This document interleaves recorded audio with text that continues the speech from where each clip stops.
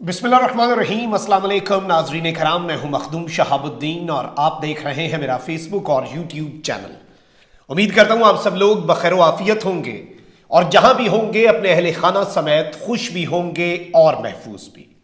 नाज़रीन कराम, मजीद 43 इस्तीफे मंजूर कर लिए गए हैं। कौमी असम्बली से पाकिस्तान तहरीक इंसाफ का चैप्टर क्लोज कर दिया गया है और यूं लग रहा है कि इमरान खान को इस वक्त तमाम तर political stake holders, Imran Khan के मुखालिफिन और ताकतवर हलकों ने मिलकर ट्रैप कर लिया है, उन्हें फंसा दिया है और उन्हें सियासी तौर पर बंद गली में धकेल दिया है।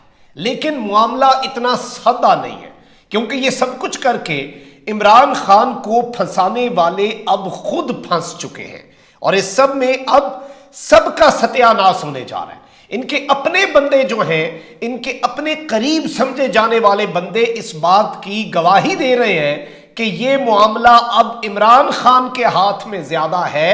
ऑल्दो अपेरेंटली जाहिरी तौर पर यही आपको भी लग रहा होगा कि यह तो बड़ी सियासी चाल चली है और कल जिस तरह से पीटीआई अपने इस्तीफे कैंसिल करवाना चाह रही थी और आज फुर्ती दिखाई गई है, इसमें कप्तान जो है उसकी फैसला कुन लड़ाई का आगाज हो चुका है और सियासी अदम इस्तेहकाम के अंदर अब चीजें जो हैं वो बड़ी खराब होंगी। जाहिर बात है, इमरान खान को अब फिक्स भी करना है।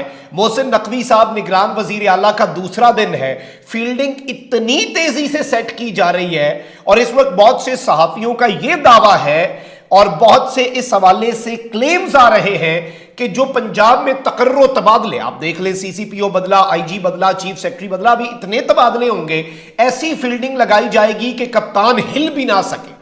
यह मंसूबा इस वक्त बनाया जा रहा है और निगरान वजीर आला ने इंडिपेंडेंटली फैसले करने होते हैं। लेकिन बहुत से लोग इस हवाले से यह बात कर रहे हैं कि ये तमाम तर चीजें प्राइम मिनिस्टर हाउस में यानी कि शहबाज शरीफ और पीडीएम डिसाइड कर रही है और ये सिर्फ और सिर्फ एग्जीक्यूशन ऑफिसर है, यानी जो एग्जीक्यूट कर रहा है प्लान को। यहां तक मोहसिन नकवी साहब के ऊपर एलिगेशन आया है। अब जाहिर बात है, इमरान खान को पंजाब में भी फिक्स करना है। पंजाब और केपी में अब खान साहब की हुकूमत नहीं रही, ये चीज आप समझ लें। और कौमी असम्बली वाले मामले पर भी आता हूं, उसकी तफसीलात भी आपके सामने रखता हूं। पहले दो बड़ी डेवलपमेंट सुन लें। डिस्ट्रिक्ट एंड सेशन अदालत इस्लामाबाद जो है, उसने चेयरमैन पीटीआई इमरान खान की खातून जज को धमकी देने के केस में इस्तिस्ना की दरखास्त पर फैसला महफूज कर लिया है और इस सब के अंदर ये जज है राणा मुजाहिद। इन्होंने खातून जज जेबा चौधरी को धमकी देने पर इमरान खान के खिलाफ केस की समाअत की, जिस सिलसिले में स्पेशल प्रोसिक्यूटर रिजवान अब्बासी अदालत में पेश हुए। इमरान खान के वकील नईम हैदर ने चेयरमैन पीटीआई की तिब्बी बुनियादों पर इस्तिस्ना की दरखास्त दायर की और यह बताया कि इमरान खान समाअत के लिए अदालत पेश नहीं हो सकते। स्पेशल प्रोसिक्यूटर जो है, उन्होंने मौक़िफ़ इख्तियार किया कि इमरान खान की अदम पेशी पर नाकाबिले जमानत जो गिरफ्तारी के वारंट हैं इमरान खान साहब के, वो जारी किए जाएं। अब जाहिर बात है, गवर्नमेंट तो यही मुतालबा कर रही है, इस पे हो चुका है फैसला महफूज, किसी भी वक्त ये सुनाया जा सकता है फैसला। वहीं दूसरी जानिब इलेक्शन कमीशन ऑफ पाकिस्तान ने इमरान खान, असद उमर और फवाद चौधरी को इश्तिहारी करार देने का इंदिया भी दे दिया है। इलेक्शन कमीशन ने इमरान खान, असद उमर और फवाद चौधरी के खिलाफ तौहीन इलेक्शन कमीशन और तौहीन चीफ इलेक्शन कमिश्नर केस की समाअत की। तीनों सियासी रहनुमा पेश नहीं हुए। इमरान खान, असद उमर और फवाद चौधरी की जानिब से हाजिरी से इस्तिस्ना की दरखास्तें दायर की गई। वकील ने कहा कि इमरान खान जख्मी हैं, फवाद चौधरी कराची में हैं, असद उमर भी शहर से बाहर हैं। मेंबर जो है इलेक्शन कमीशन की केपी से इकरामुल्लाह, उन्होंने कहा कि क्या बड़े लोगों की जिम्मेदारी नहीं है कि अदालत में पेश हों? अगर इस तरह बार बार आप नहीं आएंगे तो आपके खिलाफ कार्रवाई करेंगे। हाजिरी से कब तक इस्तिस्ना लेंगे? हम वारंट निकालते हैं तो कोई हाई कोर्ट मुअत्तल करती है, फिर कहती है कार्रवाई भी जारी रखें। पीटीआई रहनुमा नहीं आते तो इश्तिहारी करार देने की कार्रवाई शुरू करेंगे।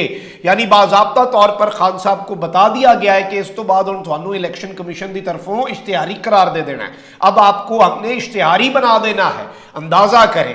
اور ظاہری بات ہے دوسرے کیس میں بھی ناقابل ضمانت وارنٹ گرفتاری جو ہیں وہ دائر کرنے کی اپیل تھی. اب یہ سب کچھ ہوا. کل آپ کو پتا ہے کہ کس طرح سے پی ٹی آئی کے 35 اور 35 استعفے منظور ہوئے. کل پی ٹی آئی کے 43 ارکان جو ہیں وہ پارلیمنٹ گئے, ان پر پارلیمنٹ کے دروازے بند کر دیے گئے. وہ اسپیکر ہاؤس گئے, انہوں نے اسپیکر کو اس سارے معاملے کے اندر خط لکھا, ای میل کر دیا تاکہ ریسیو ہو جائے. ای میل کی ریسیونگ تو فوری ہو جاتی ہے. اس کے بعد الیکشن کمیشن تک گئے. الیکشن کمیشن بھی ظاہری بات ہے پھرتی تو نہیں دکھائے گا, الیکشن کمیشن کے دروازے بھی ان کے لیے بند تھے. تو اب اسپیکر قومی اسمبلی نے تحریک انصاف کے 43 مزید استعفے منظور کر لیے ہیں, اور استعفے اسپیکر قومی اسمبلی نے چند دن قبل منظوری کے لیے الیکشن کمیشن کو بھجوائے تھے. یعنی اب یہ کارروائی یہ ڈال رہے ہیں کہ 22 تاریخ کو ہی ہم نے تو یہ استعفے منظور کر لیے تھے, وہ تو آپ نے منظوری کے ساتھ اوپر تاریخ ڈالنی ہے. الیکشن کمیشن کے اوپر پی ٹی آئی پہلے اعتماد نہیں کرتی, الیکشن کمیشن بھی کہہ دے ہمیں تو 2 دن پہلے آ گئے تھے, آپ نے دیر کر دی, بہت دیر کی, مہرباں آتے آتے. اور یہ میں آپ کو بتا دوں کہ اس سارے کے سارے معاملے میں اسد قیصر اور فواد چودھری صاحب آلریڈی میڈیا ٹاک کر چکے ہیں. یہ سارے ارکان کہہ چکے ہیں ہمارے استعفے منظور نہ کیے جائیں, لیکن ان کے استعفے منظور ہوئے ہیں. اور اس سب میں اب جو ٹوٹل استعفے ہیں ناظرین کرام, میں آپ کو یہ بتا دوں کہ پاکستان تحریک انصاف کے اب تک مجموعی طور پر 122 اور شیخ رشید صاحب کو ملا کر ٹوٹل اس وقت قومی اسمبلی کے 123 استعفے جو ہیں, جو ریزگنیشنز ہیں, وہ اس وقت منظور کر لی گئی ہیں. اور ظاہری بات ہے کہ اس وقت فواد چودھری صاحب نے بھی اس پہ رد عمل دیا, اور انہوں نے کہا ہے کہ پارٹی کے مزید ارکان کے استعفے جو منظور کیے گئے ہیں, اس میں محدود تعداد میں اسمبلی میں جانے کا مقصد ہمارا صرف یہ تھا کہ راجہ ریاض کو اپوزیشن لیڈر کے عہدے سے فارغ کیا جائے. اس قومی اسمبلی کی کوئی نمائندہ حیثیت نہیں کہ اس میں واپس جایا جائے.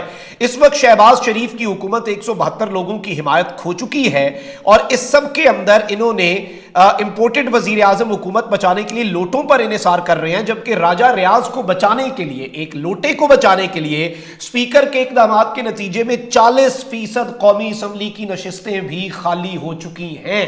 اب جو دلچسپ معاملہ ہے آپ یہ دیکھیں, ٹریپ تو آپ کر رہے ہیں. اچھا, اس سب کے اوپر حامد میر صاحب جو ہیں انہوں نے بڑی اہم گفتگو کی, اور حامد میر صاحب جو ہیں انہوں نے اس سب کے اوپر بڑا لتاڑا ہے. انہوں نے کہا کہ پارلیمنٹ جو ہے وہ اس اقدام کے بعد اپنی لیجیٹمیسی جو ہوتی ہے وہ اس وقت کھو چکی ہے, اور پارلیمنٹ آف پاکستان جو ہے اس میں اسپیکر جو ہیں جتنا انہوں نے پولیٹیکل کردار ادا کیا ہے, جتنا باعث ہو کر انہوں نے پولیٹیکل کردار ادا کیا ہے, تو یہ تو بالکل تباہیاں پھر گئی ہیں.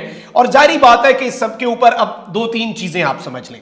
اسٹیبلشمنٹ خود کو پاکستان کے اندر جو سیاسی عدم استحکام ہے وہ ختم کرنے میں سٹیک ہولڈر سمجھتی ہے, اور اب یہ سب کچھ کیسے ہو رہا ہے, اور اس سب کے اندر محسن نقوی صاحب کے اوپر ایک بہت بڑا سوالیہ نشان لگ چکا ہے. آنریبل جو نئے چیف ہیں ہمارے, ان کے ساتھ ان کی خانہ کعبہ کے اندر جانے کی ڈیلیگیشن میں ان کے ان آفیشیل شخص تھے اس وقت, اب وہ آفیشیل ہیں.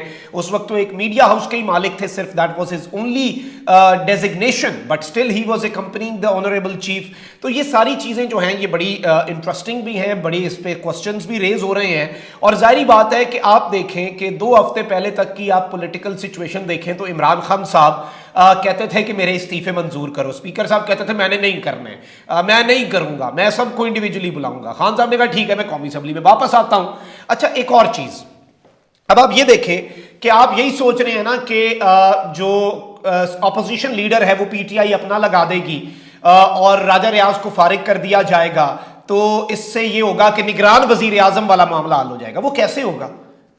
نگران وزیر اعظم کے لیے وزیر اعظم اور اپوزیشن لیڈر, وہ پی ٹی آئی کا اپنا بھی ہو, وہ اتفاق نہیں کریں گے. اس کے بعد 3 بندوں کی کمیٹی بنے گی پنجاب کی طرح, وہ اتفاق نہیں کرے گی. نگران وزیر اعظم کا معاملہ بھی جب جانا الیکشن کمیشن میں ہے تو پی ٹی آئی کو کیا فائدہ؟ راجہ ریاض صاحب کو رہنے دیں آپ اپوزیشن لیڈر.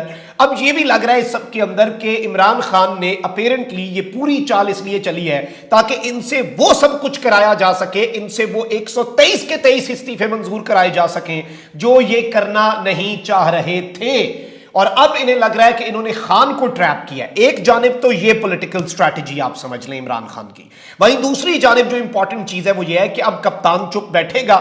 इमरान खान तो अब बिफरेगा, इमरान खान तो अब जाहिर बात है। और एक चीज आप याद रखिएगा, कशीदगी इस वक्त होती है, इवन अगर ताकतवरों के साथ कन्फ्रंटेशन होती है, इमरान खान को नुकसान नहीं होगा, उसे जितना नुकसान पहुंचाना था पहुंचा दिया। क्रेडिबिलिटी किसकी कम होगी? पिछले 9 महीने जनरल बाजवा के आखिरी 8-9 महीने उठा के देख ले, जंग थी इमरान खान बामुकाबला ताकतवर हल्के, और आप देख लें किसने ज्यादा डैमेज फेस किया, किसे नुकसान हुआ। खान की तो सियासत, डूबती हुई सियासत उभर आई, खान की तो सियासत का बेड़ा पार हो गया। इस वक्त उस जैसी मकबूलियत किसी की नहीं है पूरी पाकिस्तान की 75 साल तारीख में। अवाम उसकी आवाज पे लब्बैक कहती है। और इस वक्त जो नाज़रीन किराम सूरत हाल है कि जो अवाम सड़कों पर है, एहतजाज इस वक्त हो रहा है, अवाम जो है वो इस वक्त बिफर चुकी है, और इस वक्त जरदारी का बेटा नामंजूर, चोरों का मोहसिन नामंजूर के नारे लग रहे हैं। पूरे पाकिस्तान में कप्तान ने एहतजाज करना है, और यहां तक अब इम्कान पैदा हो चुका है कि वापस फिर डी चौक पे बैठना पड़ जाए, क्योंकि इस सब के अंदर खान ने इससे पहले बहुत दफा तशद्दुद के अंसर को रोका, लेकिन इस मर्तबा एहतजाज में जिसमें अवाम को यह नजर आ रहा है कि आप पॉलिटिकल इंजीनियरिंग कर रहे हैं, तो अवाम जो है वो भी तो बिफरेगी। आप अवाम को इनकलाब बजरिया वोट नहीं लाने देंगे, आप रेवोल्यूशन बाय बैलेट नहीं लाने देंगे, वो कहीं और से इनकलाब ले आएगी। फिर वो इनकलाब आपको भी पता है किस तरह का होता है, किस तर्ज का होता है। बल्कि ये छोटा सा एक क्लिप है, आप ये क्लिप देखें कि एहतजाज हो किस तरह का रहा है।